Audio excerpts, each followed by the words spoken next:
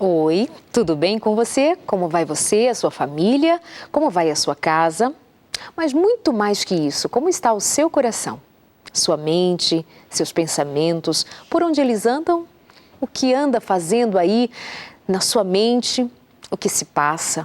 Pensamentos negativos, pensamentos de angústia, de sentimentos ruins a respeito da vida e a respeito de si mesma, de si mesmo? Será que você pode dar hoje uma chance a você mesma para ser feliz? Será que você pode se dar a oportunidade de pensar algo melhor a respeito de si mesmo e a respeito da vida? Às vezes nós estamos com o olhar tão embaçado, porque sim, fomos feridos, magoados, fomos de alguma maneira tocados de maneira inapropriada naquilo que nos era mais sensível, mais delicado. Alguém desrespeitou, alguém extrapolou os limites e invadiu o teu coração. E você se fechou como uma ostra, sabe? E se fechou em si mesma e tem mantido uma dor, uma mágoa ou qualquer sentimento de abandono, de rejeição, de alguma palavra maldita que foi dita a você em momento inoportuno, indevido. E você tem alimentado isso e tem adoecido. E o teu corpo tem respondido a essa dor. Fisicamente você tem se sentido doente mesmo. Que relação há entre os seus pensamentos e o seu corpo? O que acontece na sua mente repercute no seu corpo? Será que câncer, depressão, diabetes, gripe, tosse, sei lá o que, alergias, será que tem a ver com aquilo que acontece nos seus pensamentos? Os seus sentimentos são combustível para estas doenças físicas? É sobre isso que nós vamos conversar no programa de hoje, aqui no Consultório de Família. E você sabe que a sua participação é sempre muito bem-vinda. Como que você faz isso? Deixando o seu recado na nossa página no Facebook, facebook.com/consultoriodefamilia.nt. Ali nós já deixamos um post, já tem a oportunidade de você responder, interagir. Inclusive, já vou começar o programa trazendo perguntas que você aí de casa deixou pra gente, mas quem vai responder as suas perguntas são dois convidados muito especiais. E o primeiro deles, Dr. César Vasconcelos de Souza, que é psiquiatra e nosso parceiro de consultório de família. Bem-vindo. Obrigado, Arleide. Que bom estar de novo aqui com você, com Rosana, enfim, com o público de casa. Fico muito contente quando posso participar aqui e compartilhar com vocês algumas ideias. E o povo gosta da sua participação. Que bom, né? E ela, que faz um tempo grande que não sentava aqui comigo no nosso sofá, doutora Rosana Alves, que bom que você veio ao Brasil matar as saudades. Realmente, vir aqui ao Brasil é sempre muito bom, mas um ponto alto dessa visita é vir ao consultório de família. Que bonitinha. Posso contar? Pode. Não sei se dá para você perceber aí de casa, ela tá com uma roupa mais escurinha, mais escurinha brincadeira, né? Tá de preto. Tá com 5 meses de grávida, isso? 5 meses já de uma princesa, uma menina. Então, janeiro já temos um bebezinho na nossa casa. E eu acho que me fez bem essa gravidez em todas as coisas, inclusive ganhar uns quilos que eu tanto almejava. Então, tá linda, tá linda. Vai ser janeiro, então, é? Janeiro. De repente vai ser junto com o Luquinha aí, meu netinho, filho da Thaís, que nasceu em janeiro. Ia torcer muito que lindo. pra ser bem na data. 16 de janeiro. Quem sabe? Vamos ver. E o André, o pai, que está ali sentadinho, um sorrisão enorme, feliz da vida, coisa boa demais ter vocês aqui com a gente. Obrigada. Quando anunciei que vocês estariam aqui no programa e muita gente falou da mesma palavra, saudades, queriam matar saudades. Muito obrigada por estar aqui. Doutor César também, e você aí de casa, nossos convidados sempre contamos com você. Vamos à primeira pergunta do programa de hoje. Uma moça pergunta, enquanto eles respondem, vou até identificar o teu nome, foi uma das primeiras perguntas que chegou hoje quando anunciei o tema do programa. Ela pergunta se nervosismo, deixa eu ver mais o que colocar aqui meus segundos olhos. Amo o seu programa. Gostaria de saber se uma depressão ou um nervosismo pode ser o fator de desenvolvimento de um câncer. Aí a pergunta é, diante do tema de hoje, doenças psicossomáticas ou mente doente, corpo doente, ela traz duas questões, a depressão e o câncer. Seria o câncer uma doença possível de ser relacionada à psicossomatização? Boa pergunta, mas antes, doutor César, dá o conceito, Rosana também, caso queira, conceitua o que é uma doença psicossomática. Quer começar? Então, doença psicossomática, olha a palavra, psicossomática. Psico significa mente E soma, a palavra em grego, significa corpo. Então, psicossomática é um ramo da medicina que estuda a relação entre a mente e o corpo, focando no estudo e na pesquisa das doenças que afetam o corpo, a parte física, mas que tem origem com influências mentais. Ou seja, então, claro, nem tudo é psicológico, temos que pesquisar sempre a parte física, a parte clínica, mas psicossomática é isso. É um ramo da medicina que estuda essa relação entre a mente e o corpo para entender quais as influências mentais que estão exercendo uma influência nesse corpo, fazendo com que esse corpo adoeça, seja por uma origem, vamos dizer assim, direta de um estresse mental, ou seja, por uma colaboração, quer dizer, um dos fatores para uma doença física pode ser também o fator emocional. E também é interessante complementar dizendo que você também pode ter uma doença física que vai influenciar a parte mental. Então, algumas pessoas estão com uma doença que ela teve origem mesmo no seu corpo, né? E é muito complicado a gente falar em psicossomática muitas vezes, porque é como se o corpo fosse separado da mente. Mas ainda existe muito essa ideia, né? Do que eu penso, o meu corpo sente, mas nós somos um ser completo.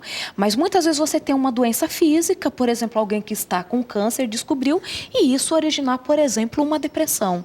Então, você também tem uma doença física influenciando o seu humor, os seus pensamentos, e muito dos seus pensamentos influenciando para que você tenha, então, uma doença também física. É uma via de mão dupla, né, Rosana? Sim. Quer dizer, um paciente pode desenvolver uma depressão por conta de uma doença terminal. A pessoa ela tem basicamente o diagnóstico primário dessa pessoa, o diagnóstico médico, é uma doença clínica, né? É uma doença física. Pode ser cirúrgica, enfim. Mas o componente emocional vai entrar no sentido que ela vai ter uma repercussão na vida emocional. Claro, o paciente com câncer, em geral, vai ficar ou ansiedade alta ou com uma depressão que pode virar uma tristeza que pode virar uma depressão, né? Então, realmente, tem essa mão dupla. Na verdade, tudo é psicossomático no nosso corpo, não é? Apesar de que a filosofia, o pensamento grego separa corpo para lá e mente para cá, mas você sabe que o pai da medicina, que é o Hipócrates, um médico grego, ele falou assim: mais importante do que saber que doença tem esta pessoa, é saber que pessoa tem essa doença. Ou seja, o todo é mais importante do que a parte, né? Quando esta moça pergunta a respeito do nervosismo e o câncer, câncer pode ser uma doença que ela se apresenta no corpo e ela está ligada aos pensamentos, aos sentimentos, essa coisa negativa, ainda caminhando nessa direção mais comum do que se entende sobre doença psicossomática? Olha, né, a Rosana vai falar também, veja bem, câncer é uma doença multifatorial, câncer é uma doença que tem algumas etiologias, quer dizer, a etiologia do câncer, claro, de alguns tipos de câncer pode ser até mais ou menos bem definida. Por exemplo, a maior parte das pessoas que têm câncer de intestino, que geralmente aparece após 50 anos de idade, são pessoas que têm um alto consumo de carne, né? Você vê que países que têm menos incidência de câncer de intestino, uma deles é a Índia, onde a vaca é sagrada, é proibido comer, entende? Então é interessante isso, né? Agora, claro, não é só a questão da dieta ou de algum fator físico ou ambiental que pode produzir o câncer naquela pessoa, porque às vezes a mesma pessoa que está no mesmo ambiente, a gente vai falar sobre o ambiente daqui a pouco, né, Rosana, pode ser mais vulnerável para um tipo de câncer do que outras pessoas. Então, aí pode ser que o fator psicológico ou a vulnerabilidade psicológica deste indivíduo, ou então a maneira como essa pessoa lida com os conflitos pode, vamos dizer assim, enfraquecer a imunidade dessa pessoa, e aí um fator realmente ambiental, orgânico ou físico pode juntar-se a esta maneira mais frágil dessa pessoa lidar com a situação emocional, e aí entra como fator emocional também um fator que vai desenvolver a doença tipo câncer. Entendi. E foi muito importante o Dr. César falar dessa questão multifatorial para não tornarmos as doenças algo muito simplista. Então, assim, está com câncer porque não é uma pessoa com esperança, que olha para a vida de forma positiva, ou porque não perdoou. Isso seria até mesmo cruel com aqueles que desenvolvem as doenças. As doenças, elas são complexas na maior parte das vezes. Então, existem as questões multifatoriais, o ambiente ambiente, a predisposição genética, mas existem alguns tipos de câncer que parece que fica um pouco mais evidente esta relação das emoções com o desenvolvimento. Por exemplo, existem alguns estudos mostrando que o câncer de colo do útero, ele está muito relacionado com o humor da pessoa, seja tanto na prevenção deste câncer quanto no tratamento. É indicado que aquelas mulheres que desenvolvem depressão por conta do câncer de colo do útero, elas têm muito mais dificuldade em recuperar, em terem um tratamento eficaz, do que aquelas que não têm esse quadro depressivo envolvido. E não só a depressão desencadeada por conta do câncer. Então, deixa eu entender. Uma situação anterior. Deixa eu entender. Ela tem o câncer de útero, ele se dá... Ele é possível de ser muito mais ligado, estar mais interligado a alguém que tem uma dificuldade com um transtorno de humor? Sim, existem estudos que indicam isso. Aí, só deixando mais claro mais uma vez, quando encontrarmos uma mulher com câncer de colo do útero, não podemos dizer assim, é depressiva. Entendi. Não, mas existem estudos indicando que esta relação do câncer do colo do útero com o humor é uma relação que fica mais evidente do que em outros cânceres. O câncer de mama também, né? Porque quando nós dizemos de alguns cânceres, ou mesmo de como o corpo reage a algumas doenças, nós estamos falando de uma cascata hormonal envolvida. E quando nós estamos falando de hormônio, não podemos esquecer que o cérebro está envolvido nessa cascata hormonal. Porque tem uma estrutura cerebral, que eu gosto muito de falar sobre ela, que é o hipotálamo. O hipotálamo é uma estrutura que está envolvida com o nosso sistema neurovegetativo. Ou seja, é essa estrutura que está... ela ajuda a regular o nosso sono, vigília, fome, saciedade. Para nós mantermos vivos, o hipotálamo precisa estar funcionando muito bem. O hipotálamo também está envolvido com os nossos hormônios, porque ele tem uma ligação direta com as adrenais e com as gônadas. Gônadas, os nossos hormônios sexuais, estrógeno, progesterona, testosterona. Só que o hipotálamo também está estritamente relacionado com transtornos do humor, depressão, ansiedade. Muitas vezes você tem uma alteração de hipotálamo desencadeando, então, estes transtornos do humor. Isso a gente vê muito evidente no laboratório. Então, pensa bem. Alguém que está com uma alteração de hipotálamo, ela pode apresentar tanto uma depressão quanto um distúrbio hormonal. Então, não tem como nós separarmos. Essa separação, e hoje nós precisamos falar de doença psicossomática para tentar juntar cérebro e corpo, é um pensamento lá da Idade Média, onde se separava mesmo, né? Platão vem com a ideia de que corpo é separado de alma. Aristóteles já não concordava muito com ele, por isso que eles dão até uma divergida. Mas aí a igreja, pensando numa igreja que é estruturada na época, fala assim, olha, pescoço para baixo quem cuida é médico, a cabeça quem cuida é a igreja, é um líder espiritual. Então assim, se separava, mas a gente não tem como separar. O que nós somos hormonalmente falando, o que nós somos emocionalmente falando, estamos falando de um corpo todo. Então eu posso sim ter um problema mais periférico e isso alterar o meu sistema cerebral, o meu cérebro, funcionamento, e vice-versa. Então, existe sim essa relação. Sim, termina o seu pensamento. Mas era bem essa ideia de que pode existir sim uma relação com o desencadear de uma doença ou mesmo a dificuldade no tratamento delas ou na facilidade do tratamento com a forma que a pessoa encara os seus pensamentos. Então você defende, o que precisa ser defendido e entendido é que não dá para dissociar, que não dá para fechar um diagnóstico dizendo que é apenas mental, porque se está doendo no físico, eu preciso considerar. Mas é uma coisa ligada a outra o tempo inteiro. Essa é a questão. Todo, com certeza. Doutor César. Está ligado o tempo inteiro. E como a Rosana falou, essa cascata hormonal, cascata é um termo que se usa, né? Quer dizer, um hormônio de uma glândula vai para outra, libera um hormônio da outra glândula, que libera da outra e começa na hipófise, vai lá na suprarrenal e... Na suprarrenal tem os mineralocorticoides, os glicocorticoides, né? Então, um hormônio que é liberado na hipófise ali, ele vai em reação em cascata, acaba liberando, por exemplo, adrenalina na suprarrenal, a adrenalina dá uma taquicardia, a pessoa que tem tendência a ter ansiedade, ela fica focada, meu coração acelerou, então junta a fome com a vontade de comer, quer dizer, ela fica muito focada no seu corpo, meu coração acelerou, vou infartar, então aumenta a ansiedade aumentando, aumenta a taquicardia, então fica um gato e rato brigando assim. Então, existe um professor da Universidade de Harvard chamado Silverman. Ele falou uma coisa interessante. Ele falou assim, se o paciente tem uma importante dificuldade de expressar sentimentos e tem uma vulnerabilidade para o câncer, pode este fator, a dificuldade de expressar sentimentos, ser um dos fatores que vai desencadear com mais força ou com mais frequência um câncer nesta pessoa do que em outra pessoa que pode ter outros fatores, mas pode não ter dificuldade para expressar sentimentos, né? Então, a gente vê que tem esse binômio, está sempre junto, físico e corpo está sempre junto ali. Um outro indivíduo chamado Lawrence Lichan, ele trabalhou 20 anos só com pacientes terminais, um psicólogo americano trabalhou só com pacientes terminais. E ele verificou o seguinte, por exemplo, ele atendeu uma advogada americana, está num livro dele, 2 livros, O Câncer com Ponto de Mutação e Brigando pela Vida, são 2 livros que eu li assim. Então, ele verificou com vários pacientes que ele atendeu em terapia psicológica, de que esses pacientes estavam na vida, às vezes, bem financeiramente, bem profissionalmente, mas aí desenvolveram um câncer.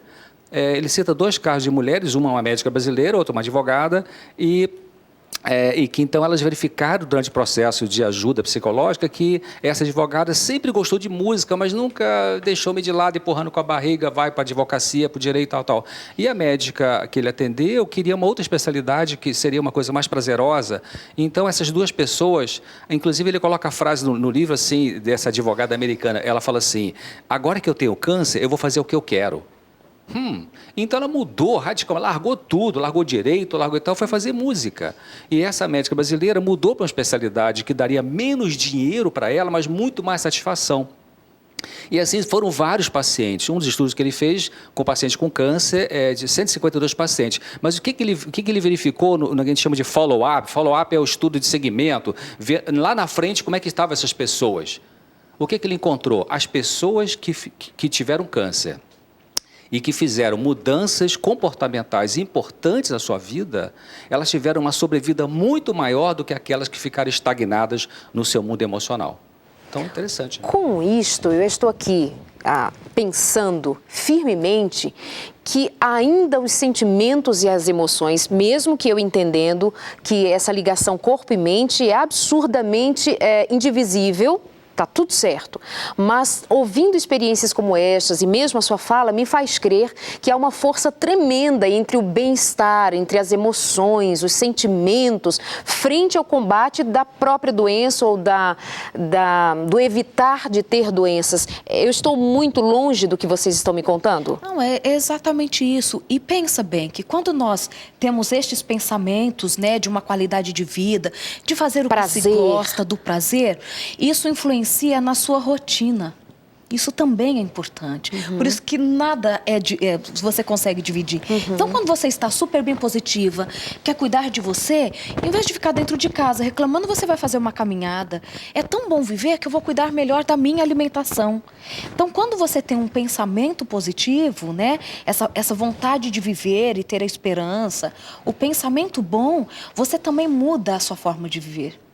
E quando você muda a sua forma de viver, você não melhora só a sua mente, você melhora o corpo. É tanto que nós vemos, por exemplo, em muitos casos falando de que as doenças, ela é multifatorial.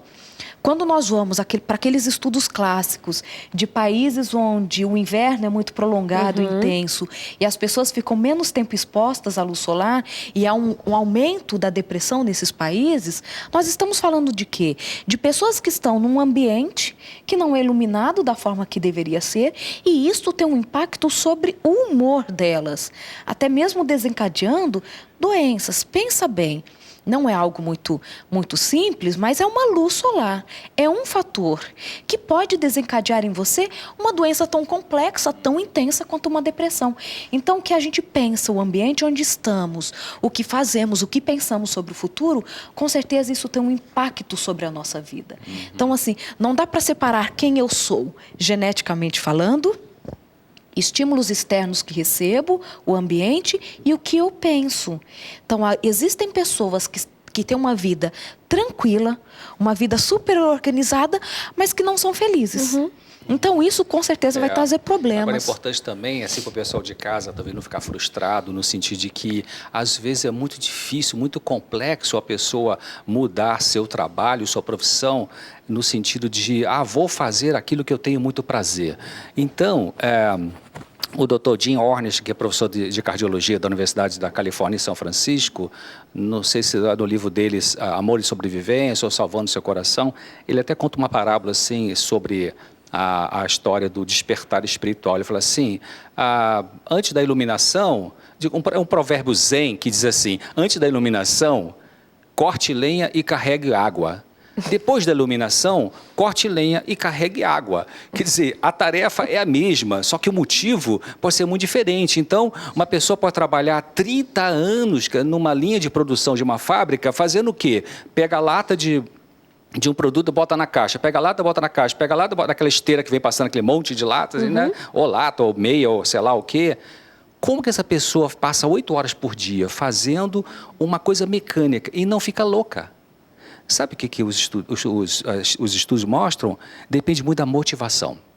A pessoa pode estar ali fazendo aquele trabalho que pode não ser o prazer da sua vida, mas ela está ali, que bom, quando sair meu salário eu vou comprar, eu vou pagar a prestação do meu carrinho, que eu comprei agora de terceira mão, né? Eu vou agora pagar o estudo do meu filho. Então a pessoa está ali fazendo um troço que que para o outro pode ruim, até ser, mas é só isso. Não, é a minha motivação, é o meu objetivo. Então, essa é uma coisa muito importante. Então, se você que está em casa, está com trabalho, se você pensar só no trabalho, isolar de todo o resto, sabe que trabalho horrível, eu gostaria de, sei lá, tocar violão na Novo Tempo, ser um músico, e não dá, né? Mas, sabe, pense na motivação positiva que você está fazendo, então isso meio que ajuda a minimizar a frustração, porque nem todo mundo vai poder trabalhar naquilo que tem prazer. Exatamente. Vamos a alguns comentários aqui. Estou assim ultimamente, mente sobrecarregada, tenho 2 filhos pequenos, cuido deles o dia inteiro, além de ser dona de casa. A lata e na caixa, a lata na caixa, 2 filhos todos os dias. Meu dia é muito corrido, tenho enfrentado muitas doenças que sei que são relacionadas com o estresse, como bronquite, gastrite. Infelizmente não tenho tempo nem de ir ao médico. Ela cita gastrite, bronquite, estresse. Estresse como fator psicossomático, está valendo? Sim, a gente, quando fala de estresse, gosta muito de falar sobre estresse. Estresse é uma palavra que Celi usa lá em 1940, juntando com esse movimento, né, de doenças psicossomáticas. E estresse é uma palavra que vem da engenharia inglesa, que significa força que tende a deformar um corpo. Então, é a forma que o seu corpo reage a um estímulo que ele recebe. Então, os estímulos estressores, e esse foi o meu primeiro trabalho como cientista lá, quase 18 anos atrás, foi de ver os diferentes tipos de estressores, o efeito sobre isso desencadeando depressão e ansiedade, por exemplo. Então, por exemplo, um dos estímulos que foi mais evidente na minha pesquisa foi a privação de sono. Alguém que não dormia o suficiente, era assim fatal no meu estudo, ela desenvolver, né, no estudo básico, a depressão ou ansiedade. Então, o estresse é muito evidente, o envolvimento do estresse com o surgimento de doenças, falando o termo de hoje, psicossomático. O que uma mulher como essa pode fazer? Eu acho que volta um pouco na fala do Dr. César, né? Quando você olha o cuidar do filho, o cuidar da casa como uma obrigação e como um fardo, e parece que a sua vida se resumiu a isso, então realmente fica muito difícil. Claro, né? Não estou falando dela em específico, porque não a conheço, mas qual a motivação? Ela, de fato, precisa abrir mão da sua vida para cuidar dos filhos?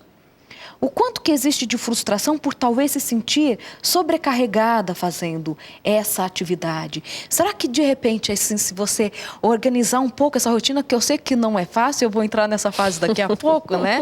De cuidar de um bebê e ainda dar conta das outras responsabilidades...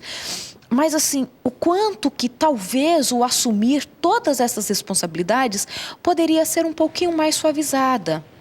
De organização de horário, de dividir tarefas, de olhar talvez pelo prazer de fazer com que uma criança se desenvolva de forma saudável. Então, olhar para si mesmo e pensar assim, o que me deixa tão frustrado? Porque a fala é de muita frustração. Como se cuidar destes filhos e cuidar dessa casa trouxesse uma frustração muito grande. E a frustração sobressaindo ao prazer de ter uma família, por exemplo. Então é este olhar para dentro de si e pensar o quanto que se deixou que essa rotina roubasse a alegria da vida é muito importante. E se não tem algo para fazer que mude essa rotina, não tem nada que possa ser feito, nada mesmo, será que não tem alguém que possa ajudar? É por aí também uma tomada de decisão? É pensar nas estratégias, porque uma armadilha que eu vejo muito as mulheres caírem, falando especificamente para as mulheres, é de fato assumirem para si fardos que são desnecessários.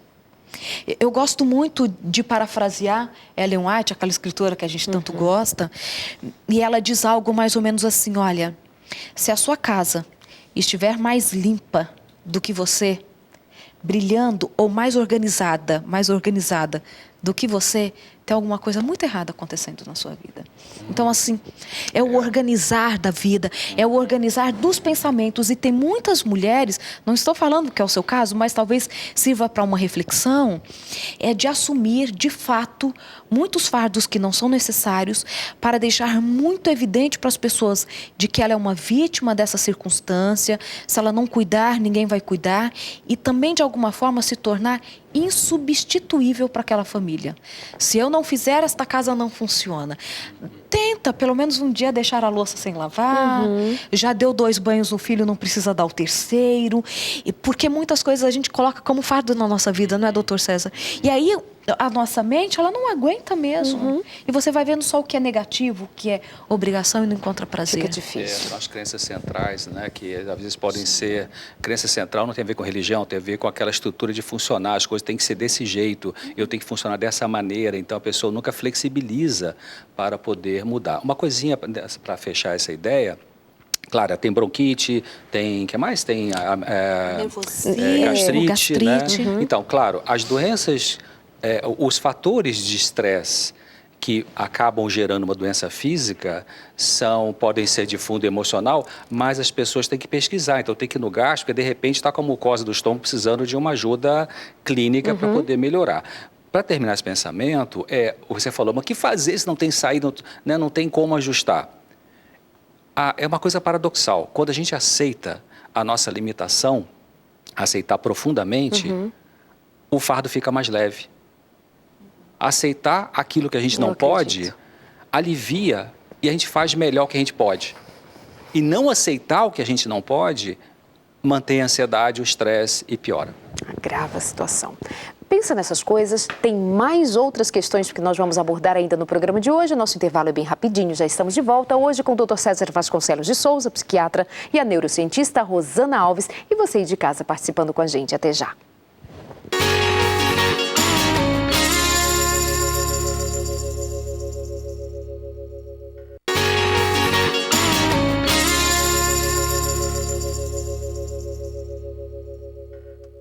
Eu quero falar com muito carinho, muito respeito a uma moça chamada Josimeire Simões.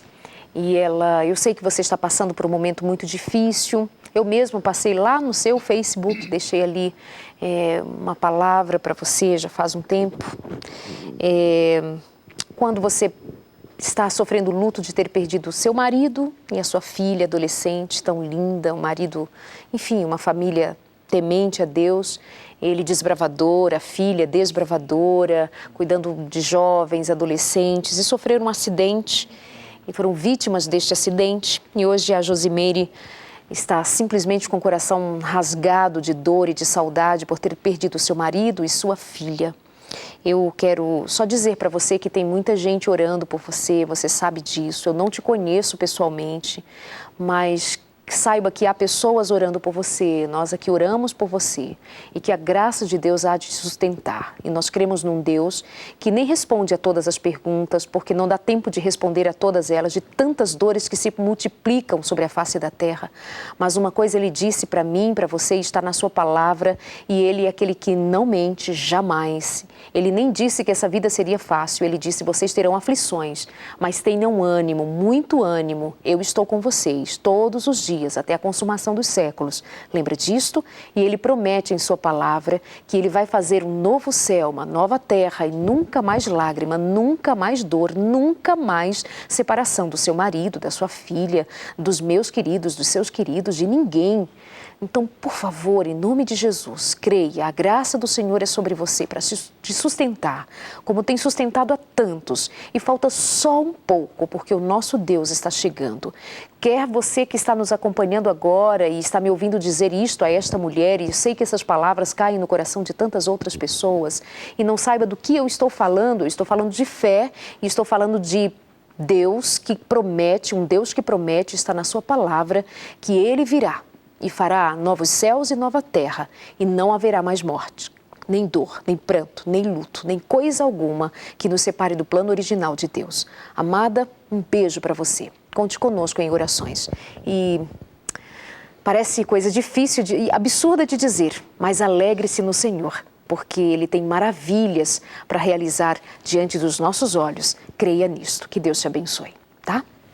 Vamos continuar aqui conversando com o Dr. César Vasconcelos, com a neurocientista Rosana Alves. Estamos falando sobre mente doente, corpo que adoece, e estamos aprendendo juntos aqui com esses dois grandes profissionais. Mande sua pergunta, estou aqui avaliando, vendo quantas pessoas fazendo perguntas, trazendo queixas, gente falando que tem transtorno de ansiedade, muita gente se identifica como ansioso, ansiosa, gente falando a respeito de raiva, sentimento de raiva, se isso produz algum tipo de doença. Raiva, ódio, rancor, produz doenças? Produz doenças, não? Claro que sim, né? Nós percebemos que em situações, por exemplo, de raiva, de rancor, de culpa, isso, até pensando perifericamente no nosso corpo, você tem uma liberação dos hormônios do estresse, que o Dr. César já falou um pouco sobre eles, né? Os mineralocorticoides, a adrenalina, e isso vai de fato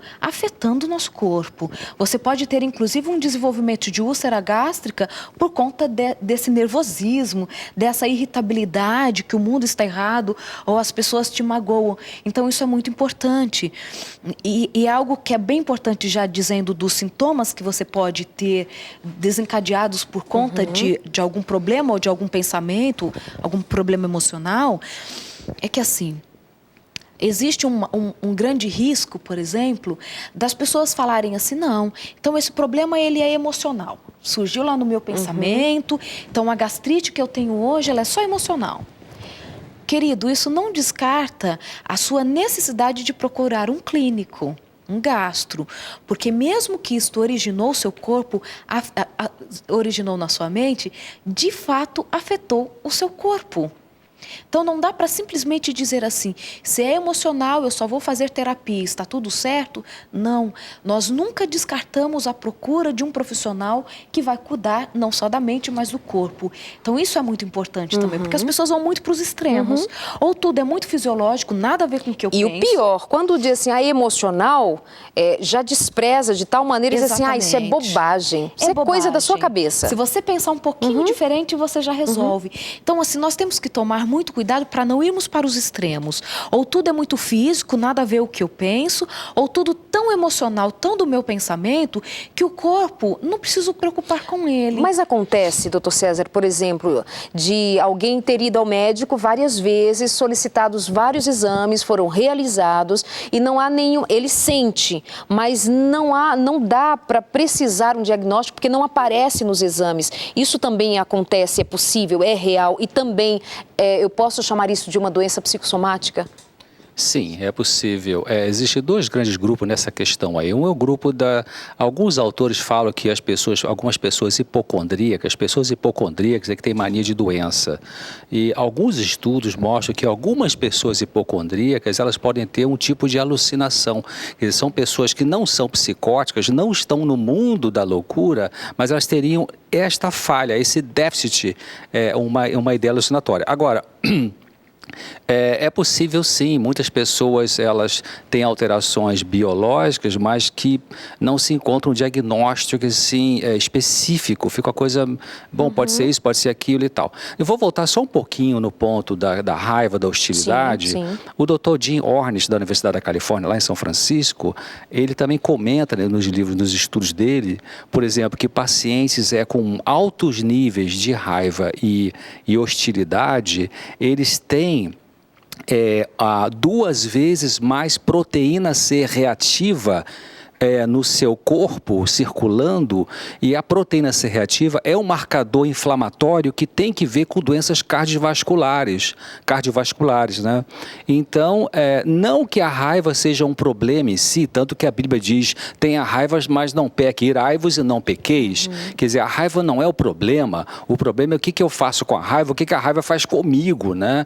Agora, a raiva é diferente de hostilidade, e é diferente de agressividade, né? E de ira, assim, no sentido de um ódio mortal contra alguém. A raiva normal, ela é uma emoção que nos protege de sermos abusados por pessoas. As crianças pequenas que, quando expressaram uma pequena zanga, receberam uma bronca, cala a boca, aqui todo mundo é cristão, ninguém tem raiva. E essa criança vai crescendo com esse impedimento de expressar essa raiva e, portanto, ela vai ser possivelmente mais vítima de abuso. Na escola, vai um coleguinha, chuta a canelinha dela, vem a emoção da raiva, que seria para ou empurrar, ou chutar também, ou dizer alguma coisa, aí vem aquele bloqueio, não, meu pai e minha mãe dizem que não pode, então a criança acaba sendo uma vítima. Então, quer dizer, o problema não é a raiva. A Lee McCullough Wayland, que é uma psiquiatra, infelizmente morreu 2 anos atrás, estudei bastante ela, foi psiquiatra da Harvard, ela fala assim, várias maneiras de você definir saúde mental. Uma das definições que ela coloca no texto dela é assim: saúde mental é você ter as emoções sem deixar que as emoções tenham você. Então, quando a Bíblia fala irai-vos e não pequeis, a Bíblia está dizendo o seguinte: é normal você ter raiva. Agora, não deixa a raiva tomar conta de você para você fazer besteira por causa dessa raiva. Então, as pessoas que se deixam levar pela raiva e se tornam hostis, elas vão ter, por exemplo, a proteína C reativa aumentada, elas vão ter mais adrenalina, elas começam a ter uma coisa chamada, pode ter uma prolapso de válvula mitral. Então, está muito junto ali. Então, aprenda, aí o telespectador então, que está assistindo o programa, sabe, a gente tem que aprender, o mundo ensina um monte de coisa, né? Você bota um filho para aprender inglês, alemão, balé, capoeira, fora a escola normal, a escola da igreja, não sei mais o quê. Mas quem que vai ensinar a lidar com a emoção? Tem que aprender a lidar com a emoção. O mundo ensina um monte de coisa, mas não ensina. Você já viu uma escola que tem lá, uma das matérias da escola como lidar com a emoção? Eu nunca vi isso aí, né? Quem que vai fazer isso em casa? É o pai e a mãe. Agora, o pai e a mãe têm que aprender eles mesmos a lidar com a emoção deles para poder ensinar seus filhos, né? Senão vai ter doença psicossomática. É isso mesmo. Sim, e é interessante, voltando também àquele ponto que você falou de que nem sempre é possível encontrar fisicamente, né? Claro que a gente pode olhar para o pânico. Síndrome do pânico. A pessoa está com taquicardia, ela sente que está toda alterada, mas vai ao médico, ela não tem nenhum problema cardíaco, porque você não teve nenhuma alteração física. Então, assim, sempre a nossa recomendação você está sentindo alguma alteração no seu corpo, você precisa ir ao clínico para descartar qualquer possibilidade de uma doença fisiológica. Nunca se deixa isso passar, né? Mas sempre pensando em cuidar do emocional, porque com certeza você vai ter um efeito sobre este corpo e você pode adoecer sim. Quando eu disse das minhas pesquisas lá do estresse, por exemplo, o animal que deixou de dormir, ou eu coloquei ele numa outra situação estressora, quando você olhava o estômago desse rato, estava cheio de úlcera. Isso é fisiológico. Úlceras muito importantes. Que pode ter o risco de hemorragia, por exemplo, digestiva. Uma hemorragia. Alguns meus animais tinham hemorragias muito intensas por um estímulo estressor que não tinha nada a ver com fisiológico, vamos dizer assim. Ele tinha essa reação. E, por exemplo, poderia desencadear um câncer. Então, assim, você nunca descarta o que é fisiológico também, mas você não só porque não tem um sintoma físico, não significa que essa dor não exista, que não exista uma doença. Se ela não é psicossomática, no sentido de aparecer palpavelmente neste corpo uma doença, não significa que este corpo não está doente, não precisa de um tratamento. E a questão ambiental é bem importante, né, Rosana? Eu tive uma paciente que ela estava assim, chegou a mim já com um monte de remédios psiquiátricos, né? E remédios com dosagens importantes, não exageradas, mas dosagem não era baixinha a dosagem, e alguns remédios assim, 3, 4 remédios assim. E, resumindo a história, quando essa pessoa conseguiu mudar uma situação ambiental de trabalho, ela parou com os remédios.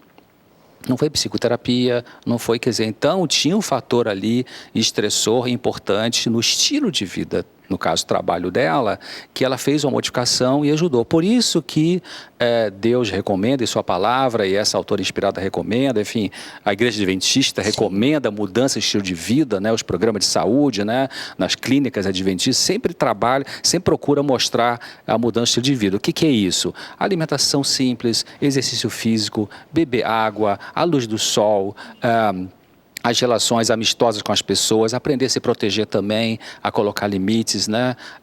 Tentar, se possível, viver mais perto do campo, né? Menos shopping, mais natureza, né? Então, se muda o contexto, se consegue dar uns passos concretos, de repente muita coisa vai mudar na prevenção de doenças, seja física, seja mental, psicossomática. Então, eu digo assim para as pessoas, tem uma situação complicada, comece a mudar alguma coisa. Né? Dê um passo. Mas eu não vou conseguir mudar. Vamos trabalhar a partir disso aqui? Por exemplo, você bebe água? Não. Comece a beber água. Porque a pessoa que não bebe água ao longo do dia, o cérebro vai ficar desidratado. Um cérebro desidratado não vai funcionar bem, minha gente. Outra coisa, está comendo demais, come fora de hora, o cérebro vai pagar um preço alto. Então, conserta um pouquinho isso aí. Vamos consertando, né? Um pouquinho, que aí faz a diferença para a saúde, né? Tem que decidir, né, doutor César? Tem que fazer valer o querer, mesmo que seja um passinho que seja, mas isso. Muda, né? Faz alguma coisa. A gente muda quando a gente muda, né? Passar uma idiotice essa frase, mas era muito sábia. A gente muda quando a gente muda, porque a tendência nossa é ficar na zona de conforto, né? Então, não... Se esconde na doença. Outro dia atendi uma pessoa até iluminada, assim, ela falou assim, ainda bem que o senhor vai me mudar. Eu não vou mudar você. Não, você vai me curar. Não, eu não vou curar. Como não vai me curar? Eu estou pagando para quê? Eu não curo. Eu estou pagando para quê? Mas eu perdi meu tempo aqui. Não, eu não curo ninguém. Se eu curasse as pessoas, com a fila daqui até Buenos Aires de pacientes, sei lá até onde, né? Eu apenas ajudo você a ver uns pontinhos aí que estão meio escuros, meio, né? Para você tomar decisão. Eu falo aos pacientes, muitas vezes, olha, gente, o mais importante para você é daquela porta do consultório para fora, é o que você vai fazer lá fora, né, com a sua vida. Escolha uma coisa mais saudável. Mas qual coisa? Tem tanta complexidade na minha vida? Comece por uma coisa. Né? O primeiro passo realmente é o mais importante de uma caminhada de 1.000 quilômetros. Né? Comece com uma coisa e assim vai. Perfeito. Você quer? Pode continuar. Gente, eu estou aqui para ouvir vocês. Vão falando. Nós estamos aqui, né? Você aí de casa, eu aqui sentado. Tem programa que eu estou mais falante. Eu estou falante, falo mesmo. E tem gente que às vezes fala assim, Darlene, eu acho que você falou demais hoje no programa. Eu até brinco, o programa é meu, brincadeira.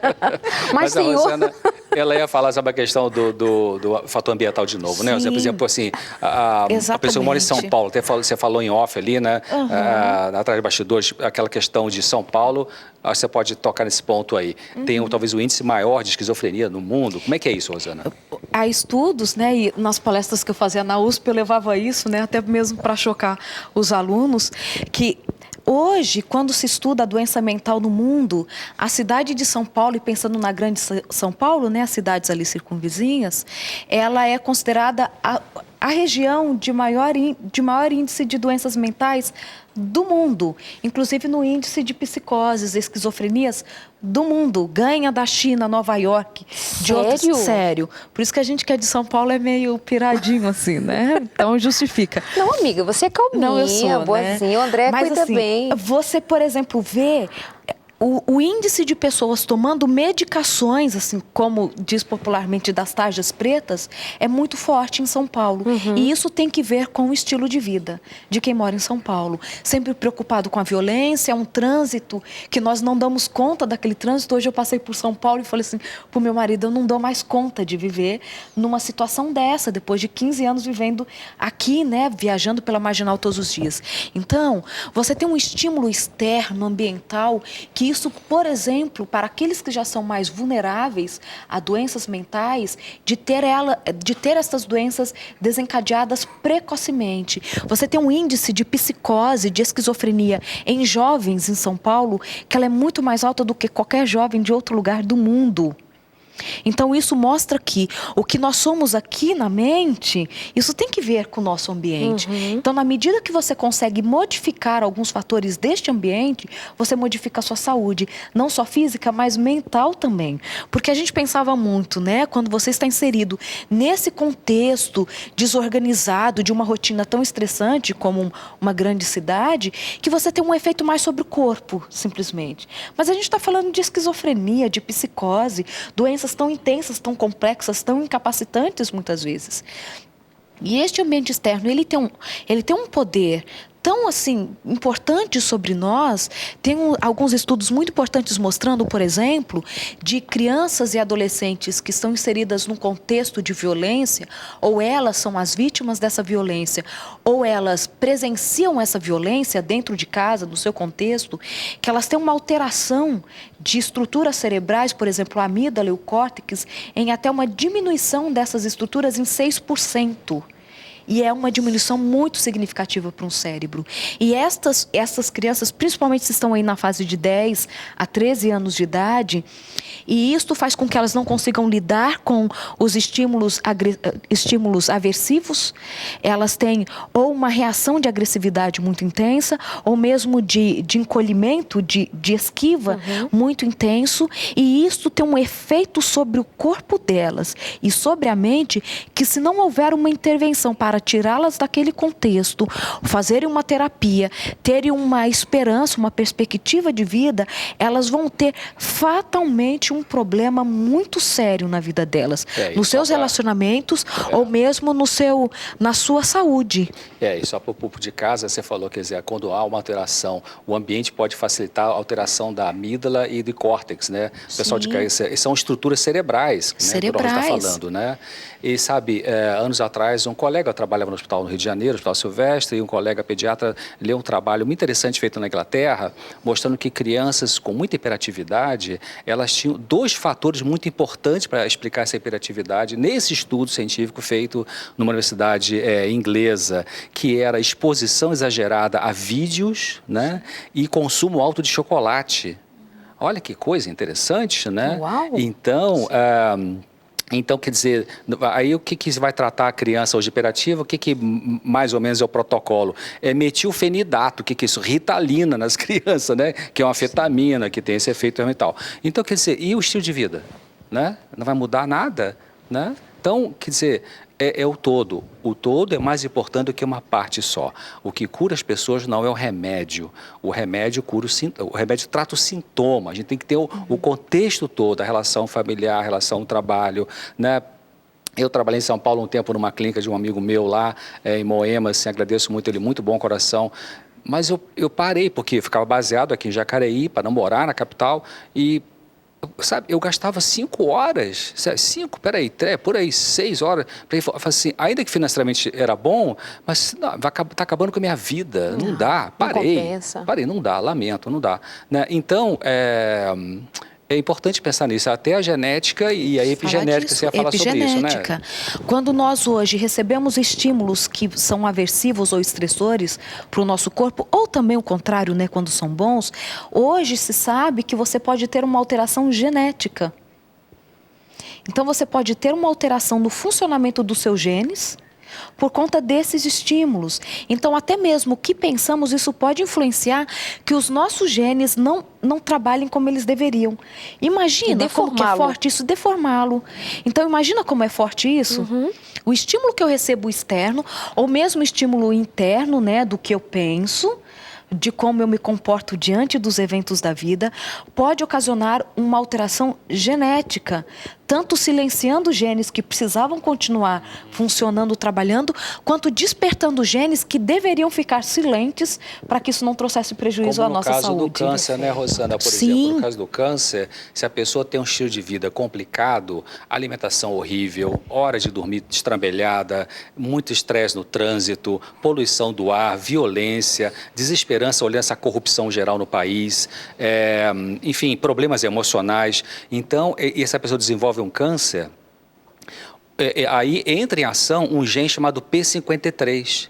Esse gene é ativado para ver se consegue segurar o avanço da doença. Mas se a pessoa não muda o seu estilo de vida, esse gene pifa, ele joga a toalha, isso não dá mais. Aí vai começar a metástase, que é o avanço do câncer. Aí Deus ainda colocou no corpo humano um outro gene que é ativado, chama-se NM23, que é o gene que vai tentar evitar a metástase, vai tentar evitar com que o câncer seja alastrado pelo corpo. Mas se a pessoa persiste num estilo de vida complicado, doentio, a pessoa vai acabar tendo, aí a célula, na inteligência da célula, né, que Deus colocou, ela vai entrar naquilo que se chama de suicídio celular inteligente. Aí começa a fazer a chamada morte por apoptose, dependendo da situação, pode ser por necrose, 2 tipos de morte de célula aí. Então, quer dizer, gente de casa, você está ouvindo o programa, está sofrendo emocionalmente, está sofrendo com gastrite, com bronquite, está com doença psicossomática, então pense no todo. Você tem que dormir melhor? Começa a dormir melhor. Você tem que diminuir a sua ganância pelo trabalho, pelo dinheiro, né? Sabe, o corpo não é burro.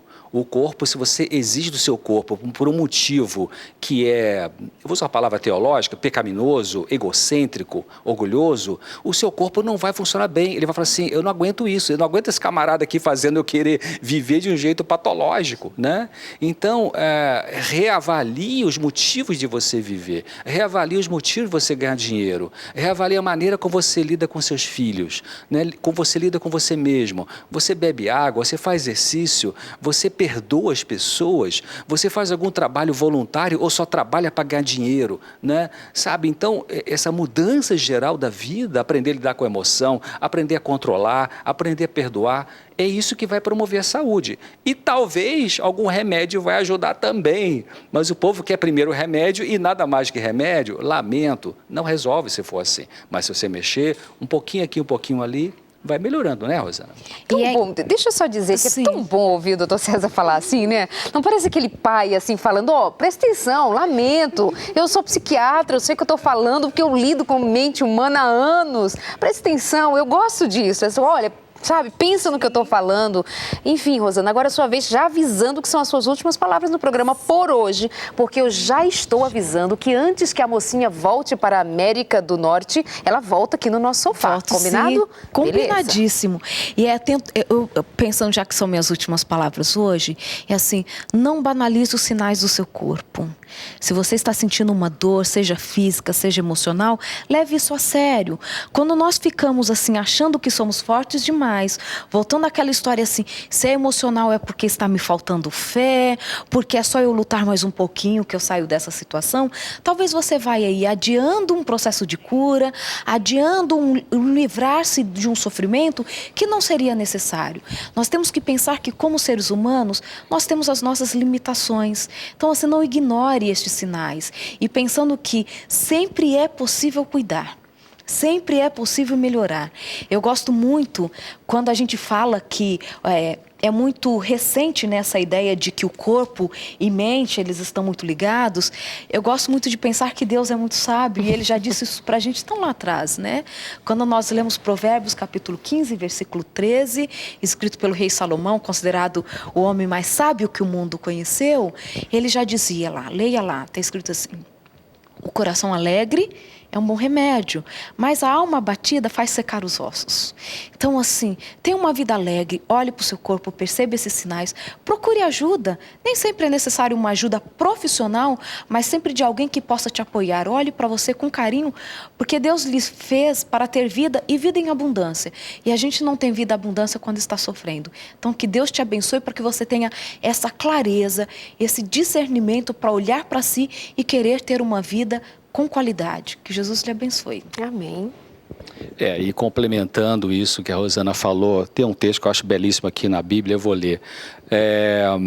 Claro, sabe, muitas vezes quando eu acordo de manhã, eu penso assim, cara, eu estou vivo. Tô vivo, continuo vivo. Oh, Deus, obrigado porque eu tô vivo. É muito importante isso, sabe? Muito importante isso. Você tá viva, tá vivo, tá escutando o programa, você tá vivo. Olha só. Pensa aquela pessoa que já morreu, não tá mais aí, mas você tá aí. Então, cada dia que amanhece, você tá vivo ou viva, é uma chance de alguma melhora. Agora, é verdade que algumas coisas só vão ser resolvidas quando Jesus voltar. Ezequiel 3,14, Ezequiel era um homem de Deus, né? Ele fala assim, então o Espírito Santo me levantou, Ezequiel que está falando, e me levou. E eu fui muito triste, no ardor do meu espírito, mas a mão do Senhor era forte sobre mim. Não fique preocupado com a emoção dolorosa. Nós temos emoções dolorosas. Deus não abandonou você porque você tem emoção dolorosa, seja somatizada ou não, né? Nesse mundo nós temos emoções dolorosas. E a pessoa forte e saudável, mentalmente falando, não é aquela que não tem emoção dolorosa. É aquela que quando tem a emoção dolorosa, não faz besteira. Né? Não vai cheirar cocaína, não vai chutar o balde da igreja, não vai xingar Deus e dar tiro nas pessoas. Vai aprender a ter humildade e aceitar que temos dor e que em breve o Senhor Jesus vai voltar para tirar toda a dor. E isso renova a esperança, né? Renova, isso vai chegar ao fim. Amados, muito obrigada pela companhia. Vocês nem preciso dizer muito obrigada, porque já está aqui a minha gratidão no sorriso e na alegria de ter feito um programa com vocês. Obrigada pelo carinho. Um beijo para o Adriano, para a Bia, para a Bruna, obrigada pelo carinho. Quero dizer para você aproveitar e seguir o nosso programa no Instagram. Tem participações aqui, a gente responde, nós queremos estar pertinho de você. Consultório de Família é o nosso endereço no Instagram. Um beijo, queridos, e até a semana que vem. Fiquem com Deus.